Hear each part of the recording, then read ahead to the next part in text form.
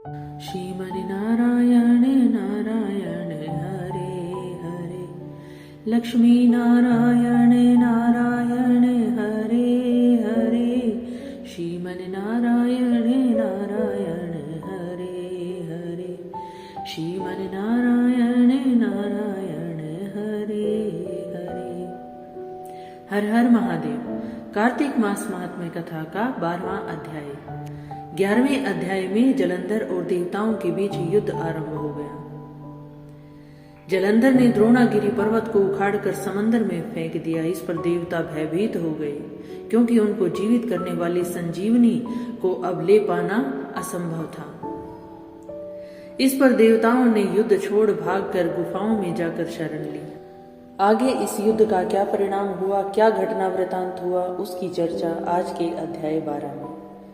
बोले श्री विष्णु भगवान की जय। नारद जी ने कहा, तब इंद्र आदि देवता वहां से भयभीत हो, कंपित हो, भागते भागते कहीं गुफाओं में शरण लेते हुए वैकुंठ धाम श्री विष्णु जी के पास जा पहुंचे। देवताओं ने अपनी रक्षा के लिए उनकी स्तुति की। देवताओं की दीन वाणी को सुनकर करुणा सागर भगवान विष्णु ने उनसे कहा कि हे देवताओं, तुम भय को त्याग दो, मैं युद्ध में शीघ्र ही जलंधर को देखूंगा। ऐसा कहते ही भगवान गरुड़ पर जा बैठे। तब समुद्र तनया लक्ष्मी जी ने आकर कहा कि हे नाथ, यदि मैं सर्वदा आपकी प्रिया हूँ, आपकी भक्ता हूँ, तो मेरा भाई आप द्वारा युद्ध में नहीं मारा जाना चाहिए। समुद्र सुत होने के कारण जलंधर मेरा भाई है। हे प्रभु, मेरा भाई आपके द्वारा युद्ध में नहीं मारा जाना चाहिए। इस पर श्री विष्णु जी ने कहा, अच्छा, यदि तुम्हारी ऐसी ही इच्छा है तो मैं उसे अपने हाथों से नहीं मारूंगा, परंतु युद्ध में अवश्य जाऊंगा, क्योंकि देवताओं ने मेरी बड़ी स्तुति की है।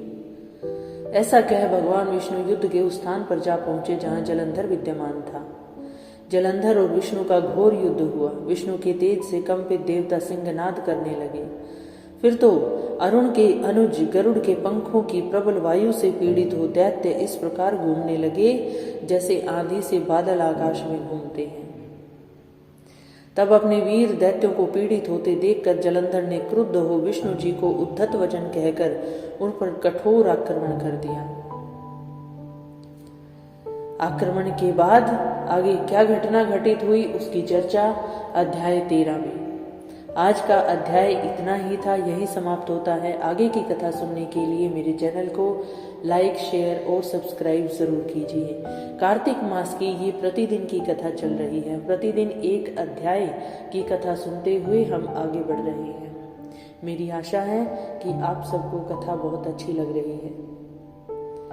आगे की कथा सुनने के लिए चैनल पर बने रहिए। हर हर महादेव।